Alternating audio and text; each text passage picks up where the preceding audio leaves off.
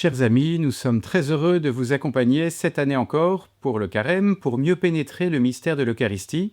Alors si vous n'êtes pas encore inscrit à notre liste de diffusion, eh bien n'hésitez pas à le faire pour recevoir chaque matin la vidéo du jour. Reste avec nous Seigneur, car le soir approche. Voilà le cri, le désir des disciples d'Emmaüs. Et voici la réponse du Seigneur à la toute fin d'évangile de saint Matthieu. Et voici que je suis avec vous tous les jours jusqu'à la fin du monde. Réponse pleine d'amour, promesse de demeurer auprès de son Église, après son ascension, de rester agissant auprès de son peuple.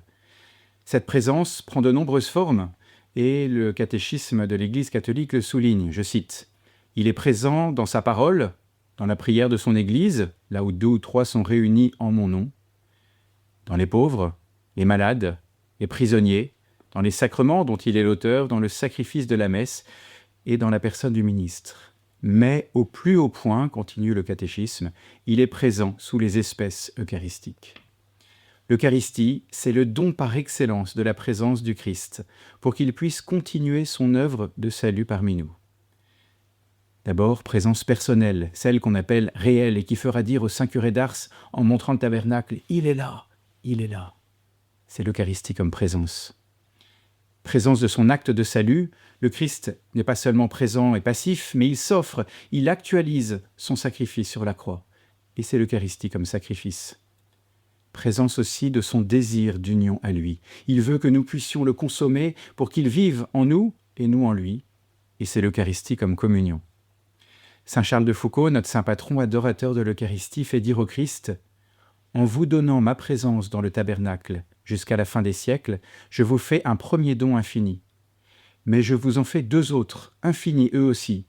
Je me donne à vous en second lieu pour être votre nourriture, et en 3e lieu, pour être offert par vous en sacrifice à mon Père en mon nom. » On voit que saint Charles de Foucauld place la présence personnelle du Christ en premier. Pourquoi ? Parce que sans cela, sans ce projet du Christ de demeurer parmi nous sur la terre sous l'apparence du pain, rien ne pourrait se réaliser. La messe ne serait qu'une célébration humaine et théâtrale. La communion ne serait qu'une simple mémoire sans mettre en contact réel avec Dieu.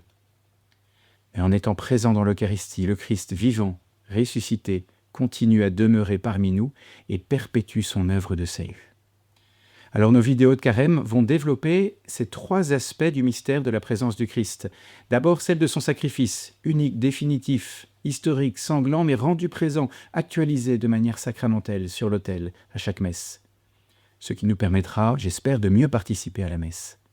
Ensuite, celle de sa personne, celle qu'on nomme réelle, présence réconfortante qui veut demeurer avec nous comme notre ami pour se laisser adorer et vivre un colloque amoureux avec nous.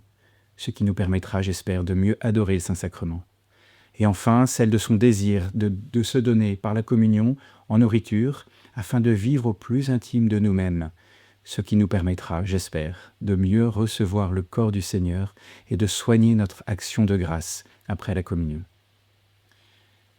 Alors pour entrer dans ce carême, laissons parler saint Jean-Paul II dans sa lettre encyclique « L'Église vit de l'Eucharistie ». Je désire encore une fois redire cette vérité en me mettant avec vous, chers frères et sœurs, en adoration devant ce mystère, mystère immense, mystère de miséricorde. Qu'est-ce que Jésus pouvait faire de plus pour nous ?